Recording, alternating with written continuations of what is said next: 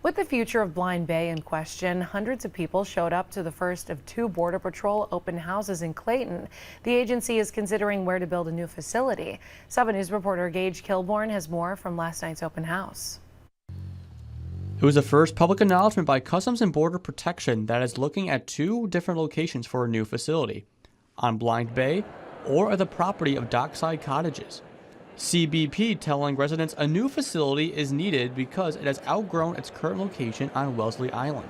We are currently in a building that was sized for 14 staff. We have tripled that number. Public is very much against CBP's 2 options. It wondered why more locations aren't being considered. Why is the Border Patrol only considered these 2 locations? Whether the CBP will or will not put a station on Blind Bay is still a mystery. There's one thing that is certain: the strength of the community. It just kind of shows what this small community will do to get together and to stop something that is in pretty much most of our non-best interest. One of the speakers said, who in this audience is in favor of this proposal?